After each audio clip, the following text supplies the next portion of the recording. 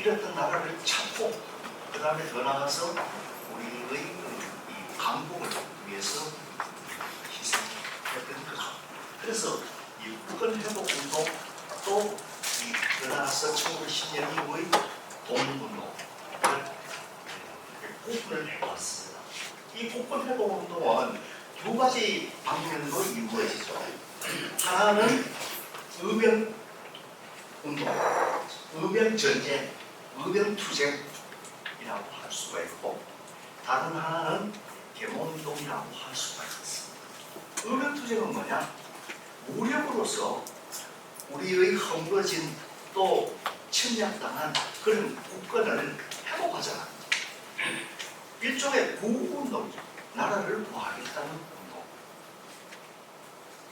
계몽운동도 그렇습니다. 나라를 찾는데 우리의 지식과 지혜를 개발하자는 겁니다. 정치, 사회, 경제, 문화 모든 면에서 우리의 의식 수준을 높여가지고 우리도 후국감을 해가지고 나라를 찾자는 거죠. 그런 의미에서 이 두 개 다 구운동의 하나로 볼 수가 있고 그걸 이제 형태에 따라서 구분한 게 의병이고 계몽운동이라고 할 수가 있습니다. 의병운동은 정기의병과 후기의병으로 나눴습니다. 정기의병은 1894년부터 1896년까지 이루어졌던 의병입니다. 이것은 바로 보통 을미의병이라고 이야기를 합니다.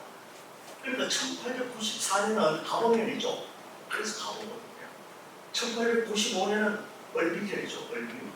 그 다음에 1896년에 있는데 병신년이어서 병신의병 해가지고 세 개로 구분을 하는데 오늘은 병신의병은 을미의병의 연장선에서 이루어지는 것이기 때문에 을미의병이라고 할 수가 있습니다. 이런 의병의 대표적인 게 뭐냐? 안동의병이라고 할 수 있죠. 안동의지. 안동의 보수적인 유림들이 참여하는 안동에서 일어나니까 그 주변에 영향을 받고 있던 안동권의 소위 그 분현들 14개 지역에서 의병이 일어납니다.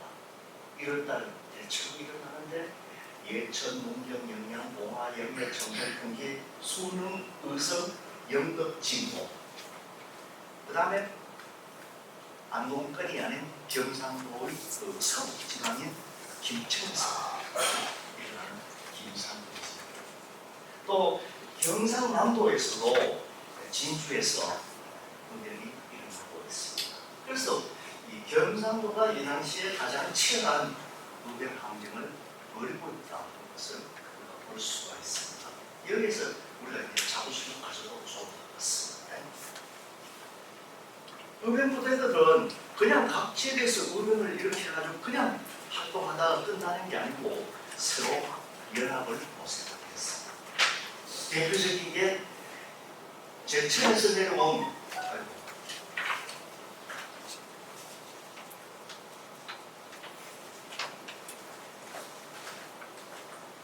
제천에서 내려온 유인석 의진의 그 소모장인 서상렬이 경상도에 와가지고 연합을 모색을 했습니다.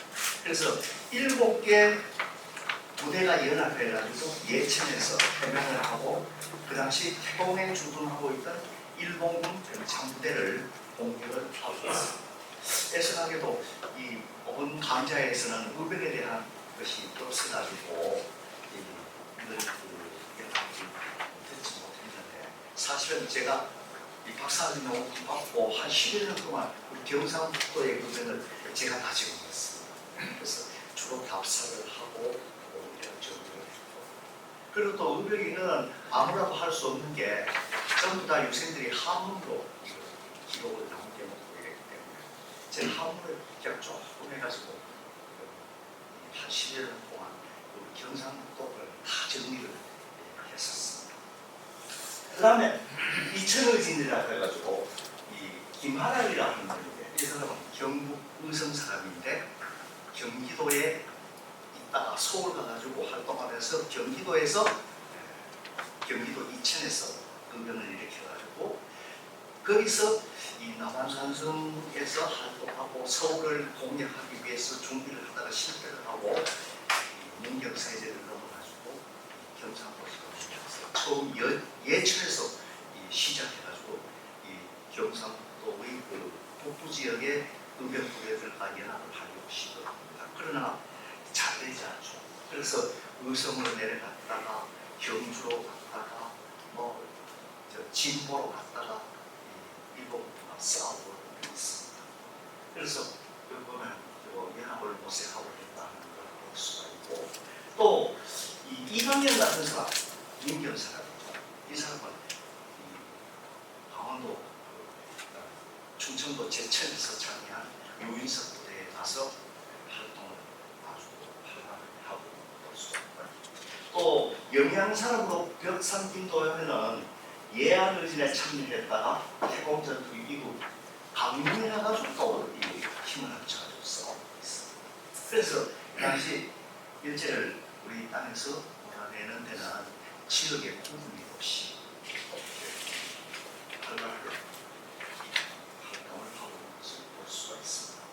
의병 투쟁의 특징은 전부 다 보수적인 유생들이었다. 그래서 유생들이었기 때문에 각 지역의 향교를 중심으로 해가지고 향로를 규합하고 유인들을 공시하고 있습니다. 그래서 여기서 보면은 의병을 일으키기 위해서 뭐 통문도 하고 이래 하는데 통문을 박하는 대로 열심히 그 향교를 통해가지고 하나하나 옛날에 그 통문 도는 방식이 있습니다. 어떤 그 안동 도산서원에서 통문을 몇 개 딱 하면은 그것을 연결해가지고 쫙 퍼집니다. 진주까지 쫙 퍼져버리죠. 그런 통문 방식을 이용해가지고 의병을 통문하고 있는 것을 볼 수가 있습니다. 그래서 지역성, 합통성, 그리고 현실적인 이해관계 속에서 의병진을 편성해가지고 활동하고 있는 것을 볼 수가 있습니다. 중기의병, 1904년 러일전쟁이 일어나면서 일본은 우리나라에 한일 의전서를 강요합니다. 그 한일 의전서라는 게 뭐냐 하면은 일본이 보내는 고문관을 한국, 즉 대한제국에서 채용해가지고 내정을 간섭하도록 하는 그런 고문 정치가 이때부터 실시가 되죠.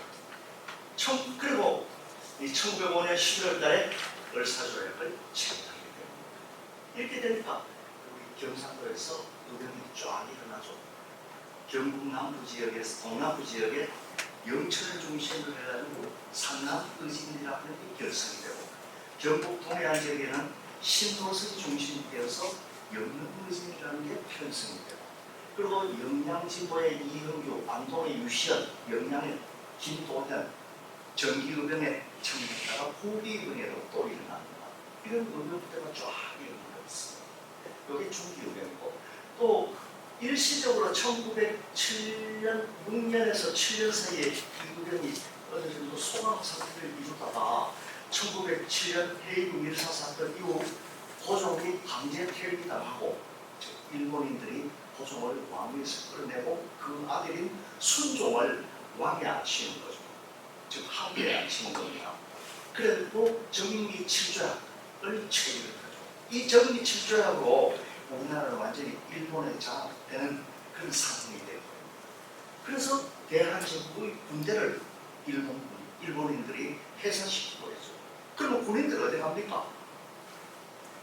무기를 뺏기고 이래 되니까 이제 군부대를 탈출해서 의병부대에 참여를 하게 되는 겁니다. 그래서 해상군인이 의병에 합류해서 1907년 원주 진위대 중앙공병대가 의병을 이렇게 되니까 전국적으로 의병이 쫙 일어납니다. 그래서 이강현이 제천에서 다시 의병을 일으키고 강원도에서 민공호라는 사람이 의병을 일으키고 또 경기도 연천을 중심으로 해가지고 인진강 유역에서는 우리 경상도 서산 출신의 의병장 왕산 허위가 의병을 또 일으키고 또 영천에서는 여기에서 계속 그 일시 제리에서 상남부진이 다시 한번 신도천도 계십니다. 그래서 이 전체적으로 의병들이 전국적으로 일어나는데 그 중에서도 우리 경상도 지역이 이렇게 활발하게 활동하고 있는 것을 볼 수가 있고, 그리고 허위 부대가 경기도 연천에서 추진하는 게 뭐냐? 13호 창의 대진소라고 하는 것을 결성합니다. 왜 결성하느냐? 서울로 와가지고 일본인들을 서울에서 몰아내겠다는 목표를 가지고 활동을 하게 됩니다. 그래서 1907년 12월 달에 서울 진공작전을 위한 의병부대의, 즉 전국 의병부대의 연합작전을 모색을 하고 1908년 1월 달에 서울로 진공했다가 실패를 하고, 이 의병부대들은 합쳐 있던 거죠. 즉 1월과 2월 요 사이에 해당이 되는 겁니다. 그리고 나서 서울장 진공작전에 실패하고 나가지고 전국 의병부대는 전부 다 각자의 이 출신 지역으로 돌아가지고 거기서 의병 활동을 하는데, 이때부터 한미 유격전이라고 해가지고 유격전을 일본과 실시를 하고 있습니다. 대표적인 사람이 저희 이강년 김상태. 김상태는 이강년의 중근자입니다. 왕상 허유와 이강년이 죽고 나가지고 김상태가 그 일을 이어서 독자적으로 의병부대를 편성해서 활동을 하고 있고, 김상태 희하에 정경태, 백남규, 권용일, 금단현, 최성천 등이 소백산 이론에서 아주 치열하게 활동을 하고 있는 것을 볼 수가 있습니다. 이렇게 되니까 일본군은 의병부대를 진압하기 위해서 군대를 또 보냅니다. 그래서 1909년과 10년 두 차례에 걸쳐서 일본군은 남한 대토벌 작전을 경상도에서도 실시를 합니다. 그 이전에 처음 실시하는 게 전라도에서 남한 대토벌 작전을 실시했는데, 그걸 그대로 경상도 지역에도 이용해가지고 실시를 하니까 의병들은 이제 어떻게 됩니까? 흩어져야 되는 거죠. 흩어지기 싫은 사람은 어떻게 됩니까?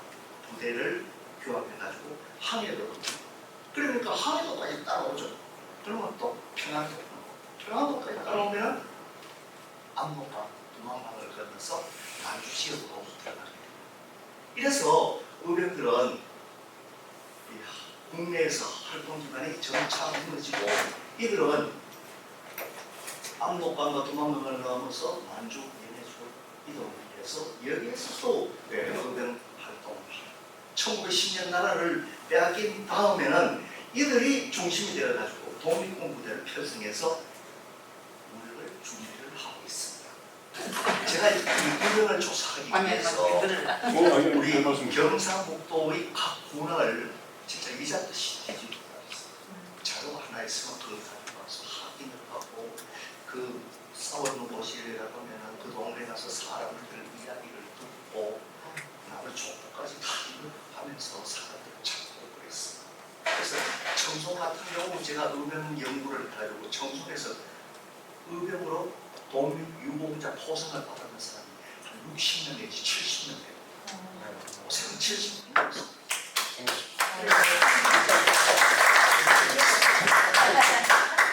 이 청송 가면 대접도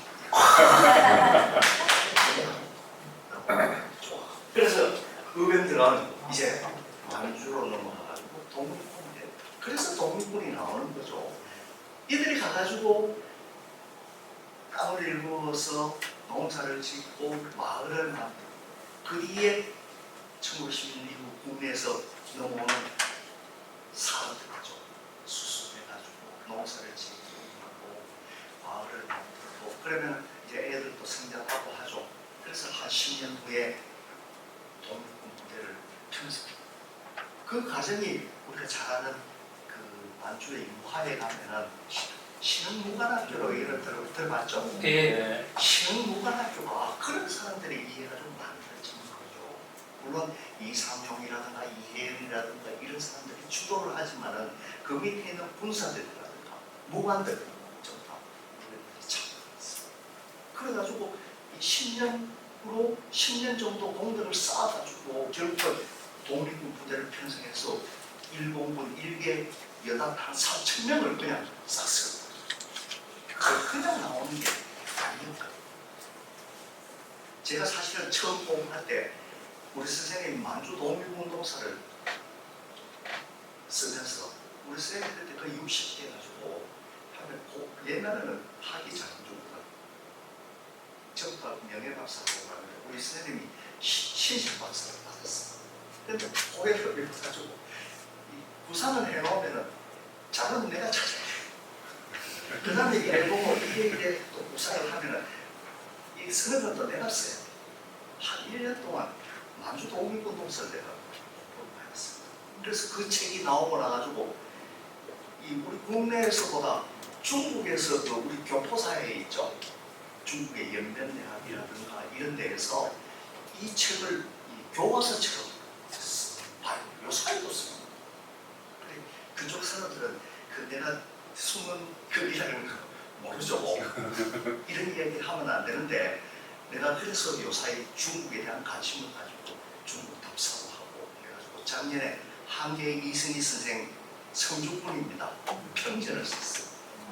8월 28일 날 이 독립운동의 전설 한계 이승희 그 TBC 방송국에서 그 방영했는데 여러분 봤습니까? 못 봤어요. 추석날도 했고 나는 그 28일 만데 추석날은 좀 더 업그레이드 시켰던 만들었다고 아직 못 봤어. 아, TBC 특집으로 했던 거. 예예예. 예. 그 내가 직접 이 PD 기자들 데리고 다니면서 다 했죠. 선생님도 나오신 것 같습니다. 예. 선생님 얼굴이 낯이 익어서. 예, 그렇죠. 예. 옷 멋지게 입고 갔는데 그냥 비싼 거 했어. 뭐 지금도 멋지십니다. 화면에 이게 촥 받아야 되는 건데.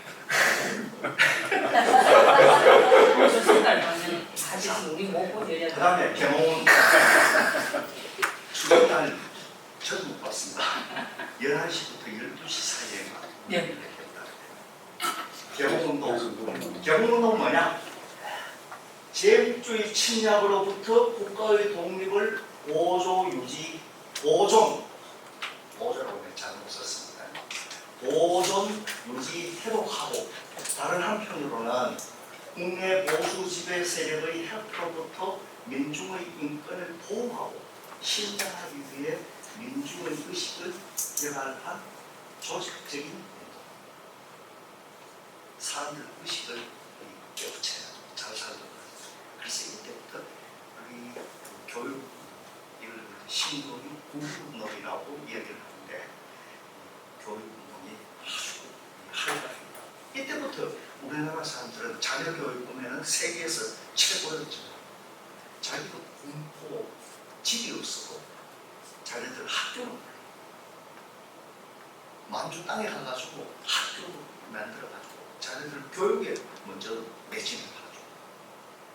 그래서 우리나라 사람들은 그 속도로 이제 의식이 발급하고 1990년 나라를 이루면서 그걸 바탕으로 해가지고 항일운동을 하고 일본에 대응을 하고 이렇게 합니다. 맨 처음에 만들어진 게 국민교육이라는 게 서울에 있었습니다.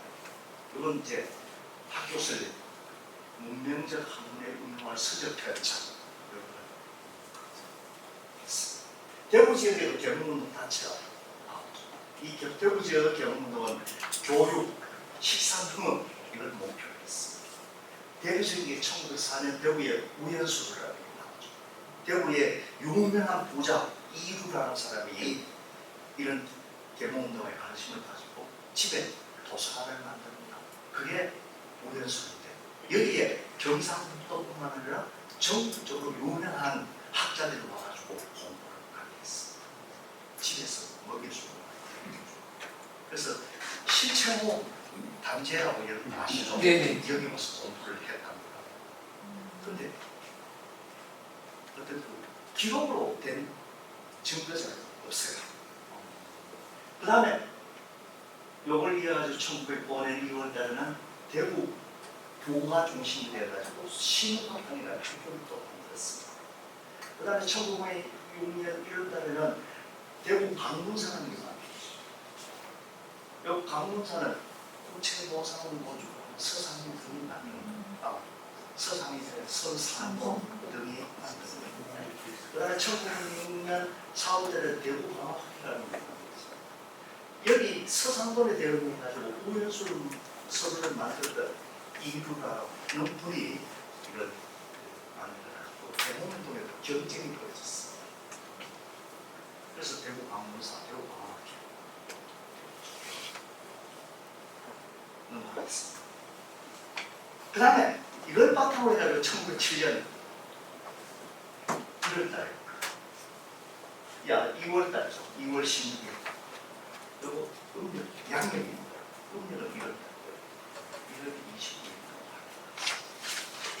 강농사 사장 김강조 부사장 서상동 등이 발의를 해서 결국 안면 상처소라는 걸 만들고 국채보상을 전부 합사했습니다. 그리고 경북 지방의 박본국채 수금 수수소가 결성되고 대구 단지한 상처소가 연구를 해가지고 그래서 각지의 보상소가 설립되고 국채보상 등이 계속적으로 합산됩니다. 대구가 중심이죠. 맨 처음에는 부산에서 이 말이 먼저 나왔습니다. 그래서 따지고 보면 부산의 예로부터 많이 좋다. 결국에서 이제 그 국채보상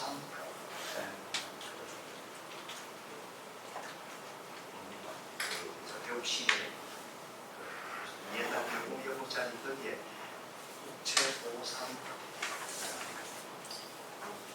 기념공원 기념관 기념관이 있습니다. 거기서 부산에 찾아가지고 우리가 기대가 근데 나는 이거 별로 좋게 평가해요. 그래서 국채보상 저쪽에서 내한테는 별로 안 좋게 생각해요. 왜? 그런데 대구에서 먼저 일어나는 대구에서 나잖아요. 그런데 대구 가와야지. 부산에서 먼저 강연을 하고 이랬습니다. 강조하는 게 실제 오행이 중요하죠. 근데 내가 왜 좋아하느냐면 이 서상돈이라는 게 서상돈이 뭐 있는 사람이지 않을까? 사실은 자기 가수원을 계산성당에 대구 교구청에 기부를 해가지고 계산성당이라는 게 만들어졌죠. 그래서 천교 측에서는 서상돈에 대해서 심각히 부탁합니다. 성청 실제로는 이 서상돈이 장사꾼으로서 그 세금 대납 업무를 담당했습니다. 국가에 세금을 먼저 내고 세금 거두는 권한을 가지고 오늘 경상남북도를 딱 정합해가지고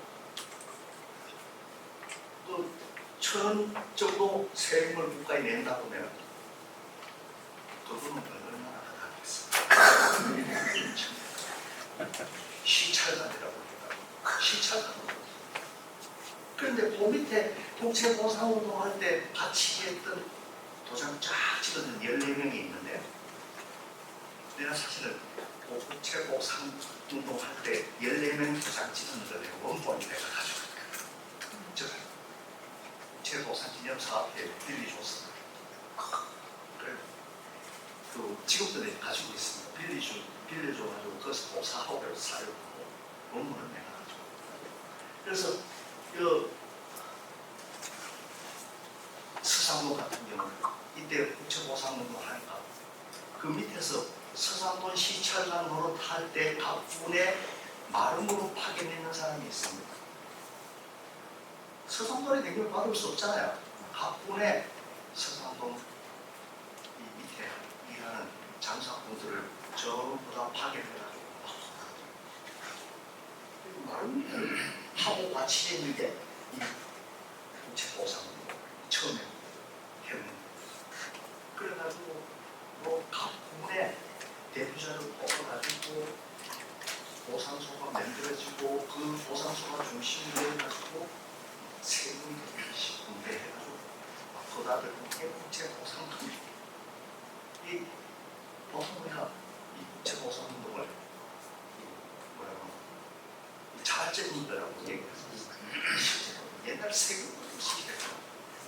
18년 논문을 또 썼거든. 그래가지고 전부 다 그 통계를 내가지고 이 각 마을에 그다음 금액하고 저 서울의 국채보상 중앙단에 올라가는 금액하고 다 맞춰. 별로 다 안 좋아해. 특히 이 서상도를 좋아하는 사람들은 이게 자꾸 일대행을 하면 안 되는데 전문용어로 하면 뽀빠이 해가지고 좀 거다드리겠다 이런. 우리 금목이 운동 금강산 때문에 그때 우리 돈 많이 냈잖아요, 그죠? 학생들한테까지 다 뽀빠이 시키잖아. 예. 전문용어로 하면 뽀빠이로 돌리네요. 그러나 네. 의의는 있습니다. 그래 했지만 지금까지 정부를 위해서 나라를 위해서 아무것도 해본 적이 없는 일반 대중들이 돈을 낼 수 있었다는 자부심이 그게 중요한 거죠. 그래서 나는 그런 거는 뭐 인정을 해. 인정하지만 거기에 모여가지고 추진해 나가던 명면들이 사실 그런 문제를 가지고 있다. 그걸 얘기하니까 건대웅 교수는 국채보상 어떻게 돼서 비판적이 돼가지고 우리하고 일 못한다 해가지고 나를 소개시키더라고. 배달사고는 안 하시죠? 예? 배달사고. 국채보상 운동에 배달사고 많죠. 그건 이 얘기 다 하다만 여기서 시간 못 가요. 배달사고도 있었습니다. 어떤 그 예를 들어서 울진 군수가 국채보상운동을 할 돈을 모아. 옛날에는 군수로 아버지가 가면 그 아들도 다 따라오고 삼촌, 사촌 뭐 다 갑니다. 다 가지고 다 먹고 살죠. 조선시대 왜 가구를 그렇게 하려고 하는지 압니까? 한 사람 군수나 이런 그 관료가 되어버리면은 한 마을에 그냥 다 먹고 살고. 그래서 그 사람 그 문중에서 이 사람이 문중에 자주 전부도 자기 밑에서 와가지고 먹고 살아요. 전부도 따라갑니다. 어지간한 사람 다. 그래 따라와가지고 뭐 천도에 정착한 지방도 있고 뭐 이렇게 팝니다. 그런데 울진 군수가 국채보상으로 울진에서 거둔 돈을 그 아들이 내가 갖다 중앙에 제출을 할게 하면서 써가지고 서울 가서 입어버렸습니다. 신문에 나오고 또 서상도 같은 경우에는 국채보상운동 모아놓은 게 서상도이 장사꾼이죠, 그죠? 내가 이자 좀 많이 들게 줄게 해 하면서 그걸 갖다가 자기 상태에 투자를 했어. 뭐 돌려줬는지 뒤먹었는지는 모르겠고 그랬어. 그럼 안 되죠, 그죠? 분명하게 그렇게 얘기했는데 서상도는 장사꾼도 하는데 저주도에서 성당들이 저주도 하면서 자본 많이 좀 하고 그렇게 했다. 저도 저주도 신자입니다. 무슨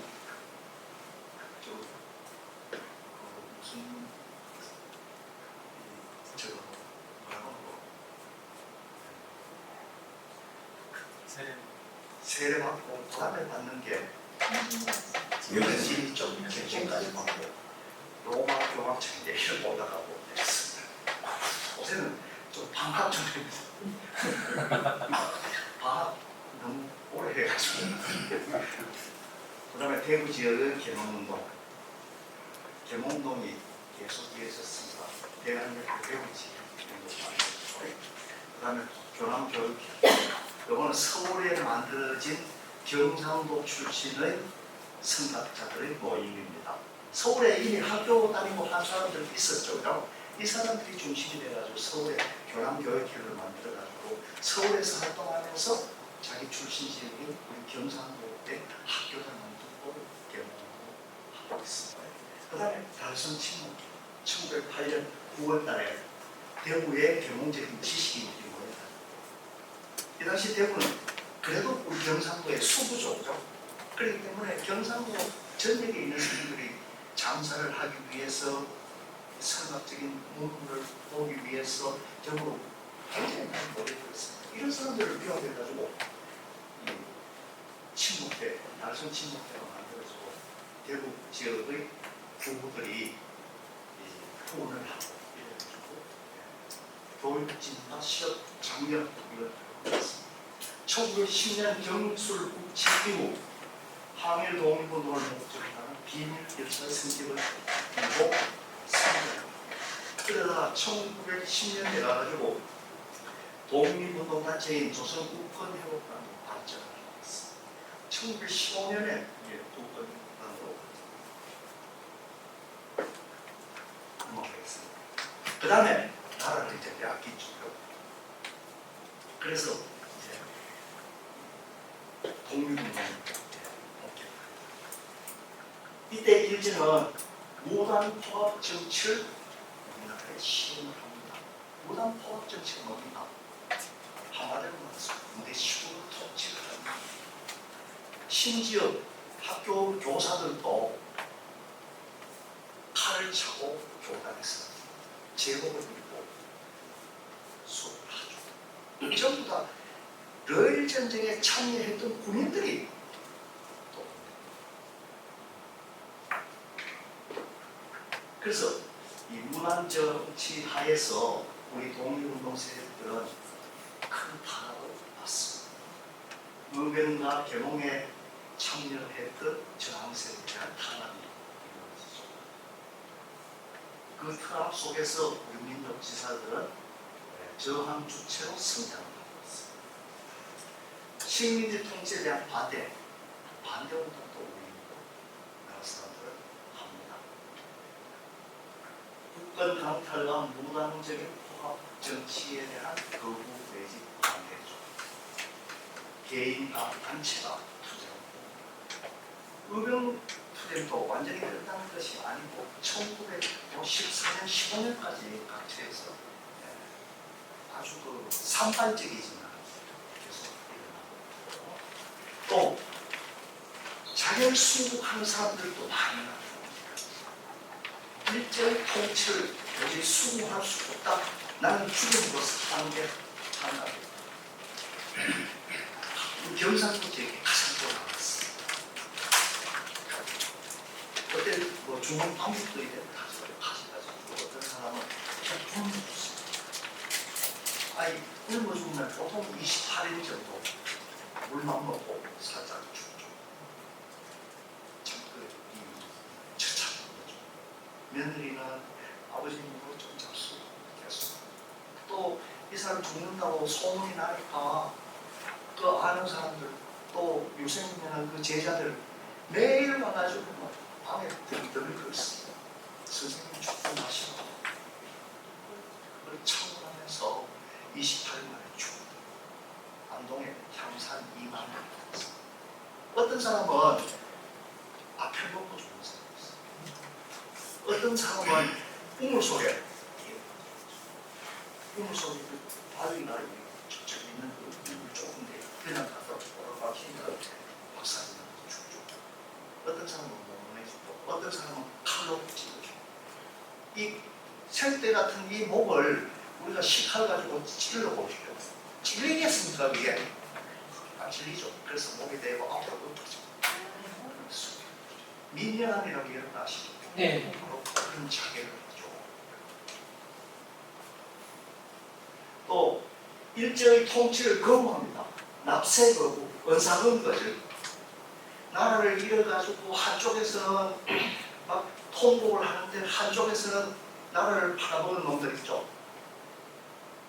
일본의 그 자작인이, 후작인이, 공작인이 이런 걸 받아가면서 귀족이 돼가지고 막 축하연을 막 그리고 야단납니다. 서울에 마치 요새 막 민주당하고 한국당하고 지금 야단나는 것처럼 그래서 이런 거 거절하면서 아주 호적도 그렇고 일본의 통치를 용납할 수 없다는 거죠. 그리고 해외로 망명하는 사람도 있어요.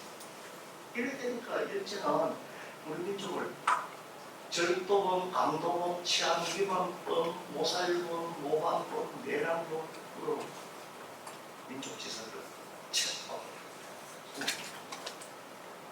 그래서 이렇게 하는 건 바로 굴욕적인 생각을 거부하고 타협이나 불충, 불가하다는 것을 보여주기로 하나의 방법이었습니다. 이런 과정에서 이제 1910년대 독립운동이 일어나죠. 여기서 많은 사람들이 해외로 망명했다 그랬죠. 유생들이 엄청나게 많이 망명을 합니다. 주로 가면 압록강을 건너가죠. 이때 가면 기차가 있었기 때문에 기차도 없었고 오히려 집에서 나와가지고 기차 타고 가는 게 시간도 많이 걸리죠. 사실. 안동에서 기차 타기 위해서 어디로 가야 되는지 문경.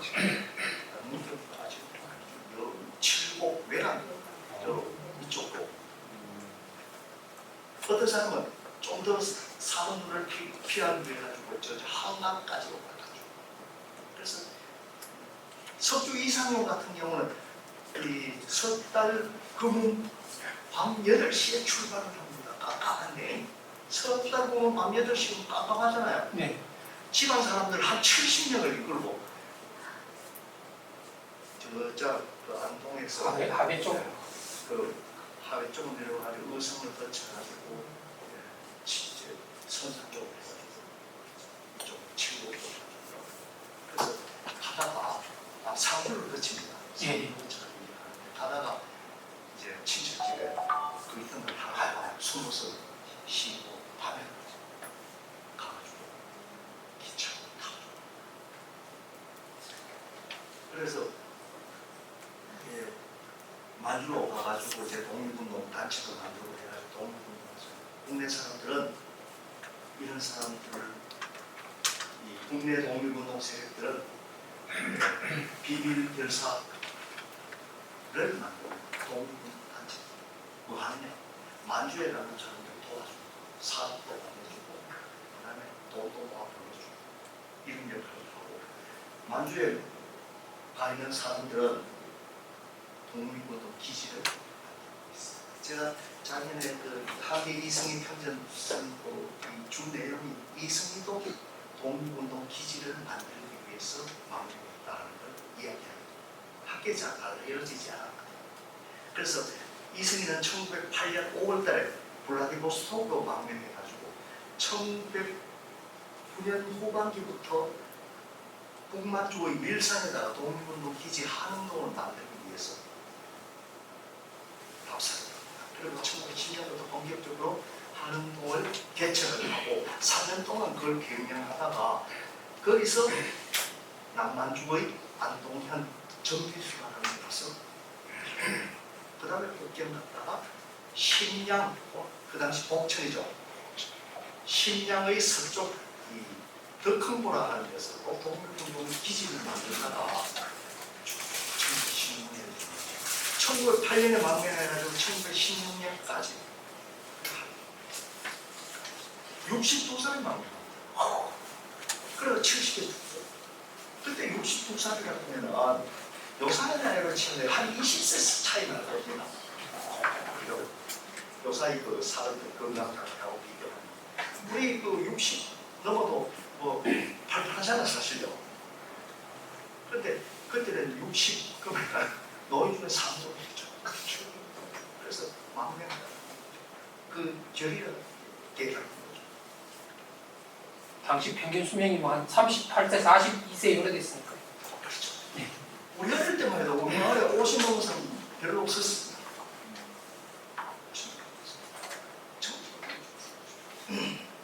그래서 독립운동기지 건설 지원 활동을 하고 있습니다. 이때 대구 경북지역에 만들어진 독립운동 단체가 뭐냐? 운영하는 사람들이 모여서 대한 독립운동 민단조합, 조선 독립운동 경영단 이런 걸 만듭니다.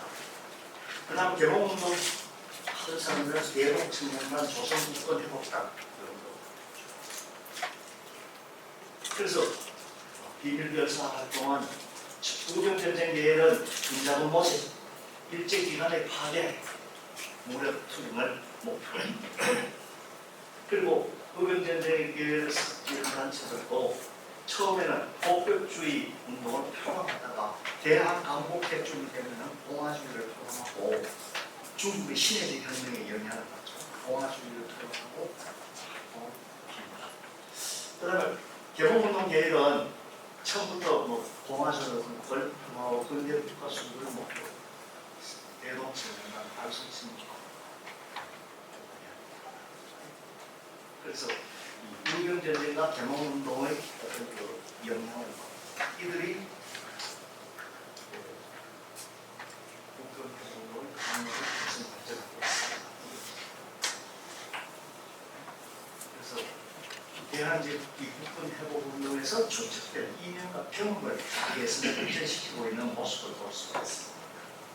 그래서 1911년 3.1 운동, 그 다음에 1920년대의 항일 문장투쟁, 결국 1910년대의 이런 활동이 바탕이 되어가지고 이어지고 있습니다. 그 다음에 1920년대 3.1 운동은 여기서 시작됐습니다. 1920년대 문화정치 3.1 운동이 일어나는 거 볼 때 이 조선 사람들은 눌려도 안 되거든. 이제는 허용하지 않아요. 문화정치라는 것을 하면서 일본이 우리를 지배하고자 했어요. 그러나 그것은 완전히 속임수였죠. 문화정치라고 해가지고 우리 독일군들이 이제 밖으로 나와가는 활동하는 다 잡아겠어. 1920년대 후반기쯤에는 우리 국내에서 독립운동을 거의 활동하지 못하는 상황이 되어버리고 말입니다.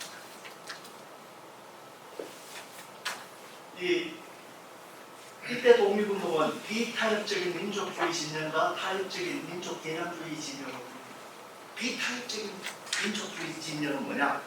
무장투쟁을 목표로 주장을 하는 사람입니다. 그 다음에 타협적인 민족 개념주의는 뭐냐? 일본의 우리도 힘을 키워서 일본을 극복해야 돼요.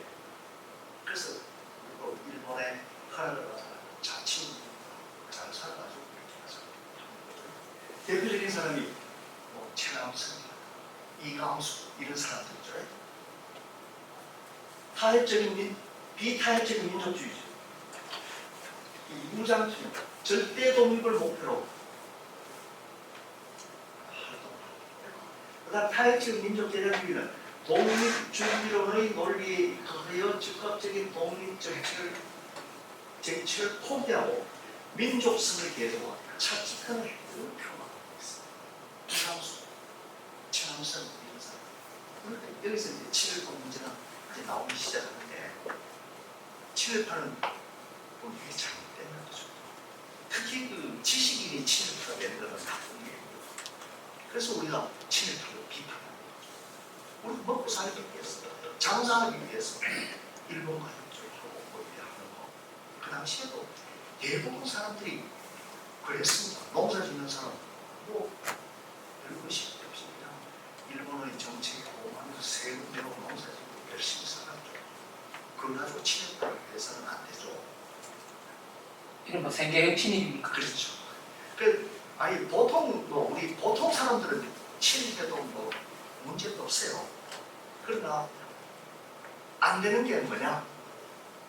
적어도 민족의 어떤 그 지지와 열망을 한 몸에 받고 있는 사람이 자기 지조를 뻗고 침입을 하면 그게 이제 나쁜 것이죠. 그래서 우리가 비판합니다. 그렇잖아요. 요새 그 우리가 이런 거 있잖아요. 조국 씨 같은 경우 진짜 얼마나 방송을 많이 했어요.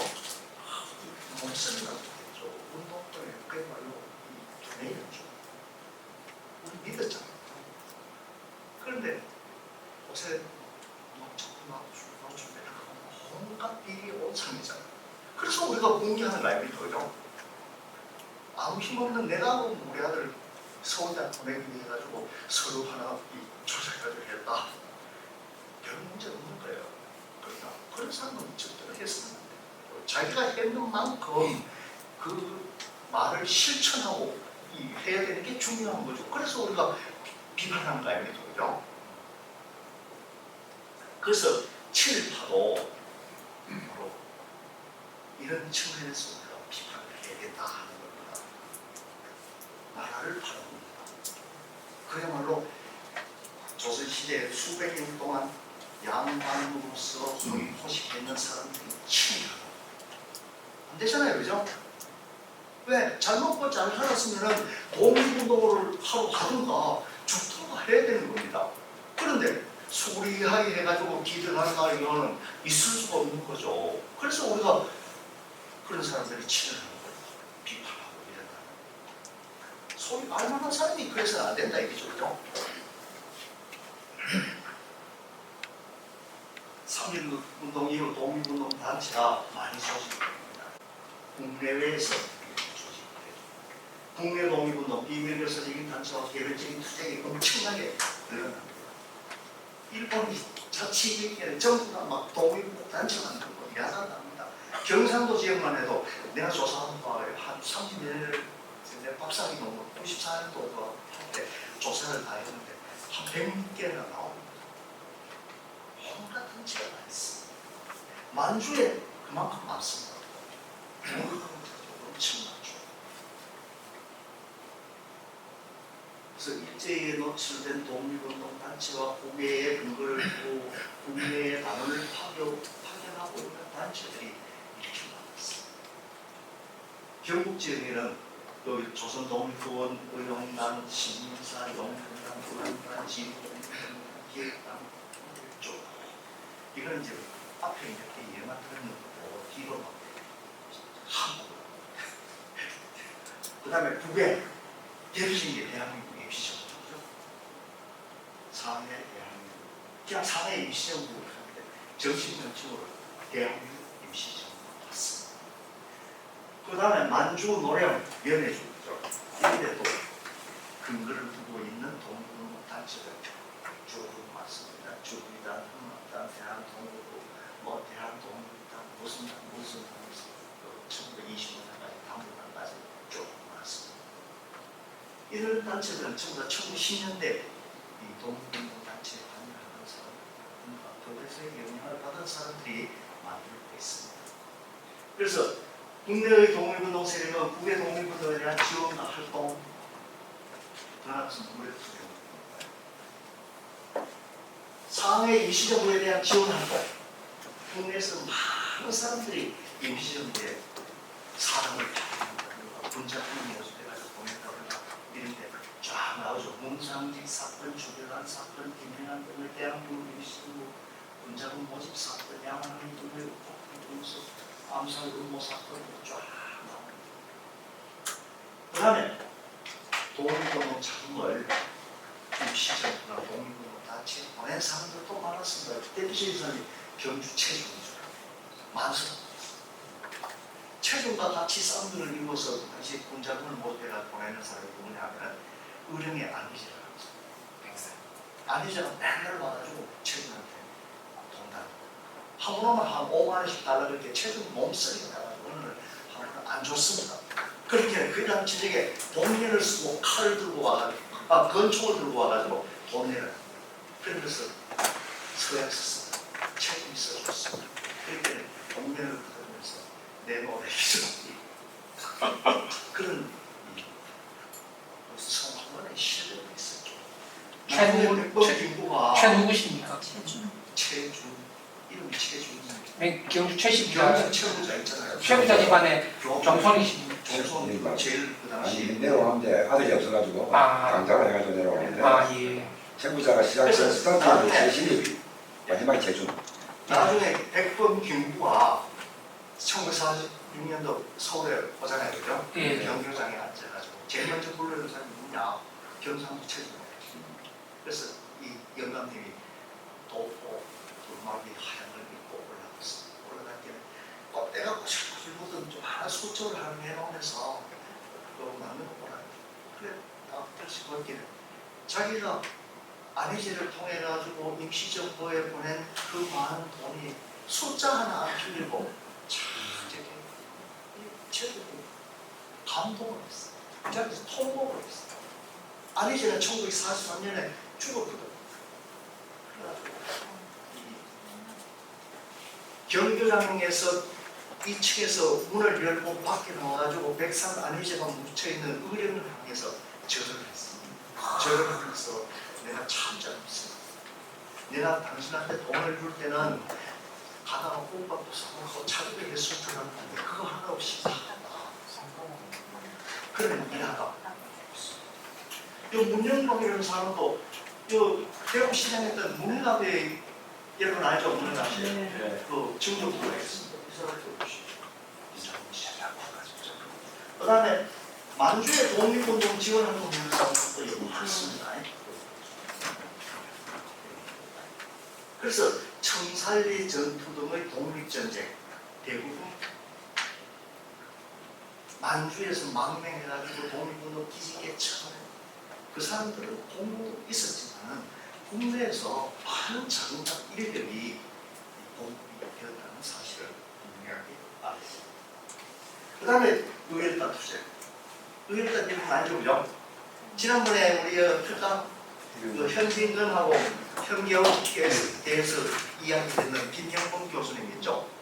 우리나라에서 의열단이 있죠. 그 선생님은 내가 굉장히 대구에 대학교에 친하고 한 달에 한 번씩 밥 먹고 이러는데 내가 한 2살, 3살 저근데 그래도 없어도 좋지만 이 아탈스러워 막 맨날 내가 저 의미가 뭐 같이 배우고 사는데 저 좋아서 내가 또 나이도 많아. 그래서 이런 의열단 사건이 있죠. 김영범 교수가 오늘 최고. 이런 최고한테 감이 들었죠. 저 5번째 그 선생 우리 관장님이 굉장히 난 깜짝 놀랐는데 최고의 학자들만 불러와가지고 그러는 막더라고. 그래서 내가 가끔씩 얘기 왔잖아요, 그죠? 김성원 선생한테도 할 때도 왔고, 김영범 선생한테도 왔고, 이동원 선생한테는 내가 깜빡 잊어버렸어. 그 다음에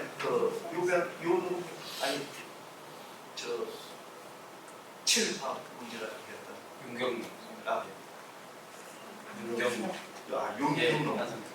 그건 훨씬 세죠. 그래서 이 멀리까지 그 사람들이 왔다 그러는데 내일 공물동에 앉아 있으면서 아무 얘기했을 거예요.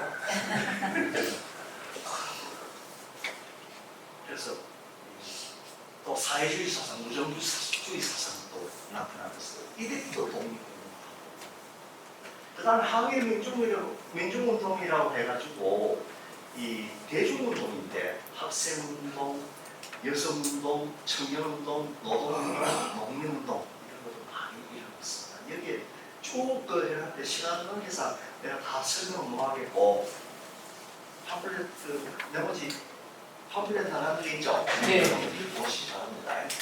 그 다음에 1930년대 미국 병창기지하의 독립운동 이 일제가 전쟁을 수행하면서 우리 민족을 막 압살을 합니다. 민족이니 독립이니 이런 소리 하면 대부분 다 잡히가 합니다. 독립운동 할 수도 없죠. 그러나 그런 속에서도 독립운동이 있습니다. 국내에서 유언비어를 유포하던 그 다음 해외에서 독립운동가들이 들어와가지고 일제기간을 파괴하는 시도 이런 것도 있었고요. 예를 들면 이런데 안동 출신 이할 이육사 중병에서 군관학교에 다니면서 군관학교 입교생을 모집하기 위해서 국내에 들어옵니다. 그 다음에 1942년 6월달에 박윤경이라는 경천 사람은 이 국내에 들어가가지고 개성학교 학생 김영도와 대구 달성공원 대구 공원에 있는 대구 신사 방화를 시도하다가 치고 그 다음에 영천 사람 방화에서는 영천 신사 방화를 시도하다가 치고 또 정원호 같은 사람은 영천 유지 정도영과 동촌 비행장을 폭발하려고 시도하다가 치고 또 유럽에도 많이 나옵니다. 시국에 관한 항일적 총설이 많이 일본은 곤망하다. 일본 천황은 나쁜 놈이다. 천황이란 불경스러운 말. 천황은 내 아들이다. 이런 걸 화장실에 놨습니다. 색출하기 위해서 일본인들이 야단을 합니다. 대일적인 일본 천황은 일본인의 천황이지 우리 조선인의 천황은 아니다. 대선동쟁이 그런 발언을 하고 그래서 불경제라고 하겠습니다. 또 1903년 이중이라는 사람은 일본 천황과 차오의 사진에다가 우리를 망하게 한 놈 이래가지고 많습니다. 이걸 내가 부산 전국기록에서 불경제에 대한 서류처럼 만들었습니다. 한 30년 전에 복사해가지고 내가 혼자 쓰고 있는 내가 이가지고 소위 불경제에 대하여 논문을 한편 쓰려고 아무도 하기만 해가지고 쓰지.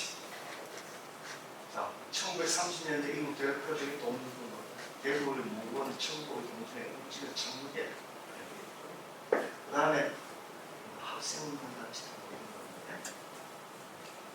그 다음에 노동자 농민들 학생 그래서 이들이 이제 주도세로 씁니다. 사회주의 운동 계열 학생의 비밀이어서 대구 지역에 대구고고, 대구상업학교, 대구사범학교 그런 데서 사회주의 관련 농민운동 단체가 만들어지고 대구 공립농민학교에서는 적색 학생 돌격대 이렇게 만들어져 하는 주제가 있습니다.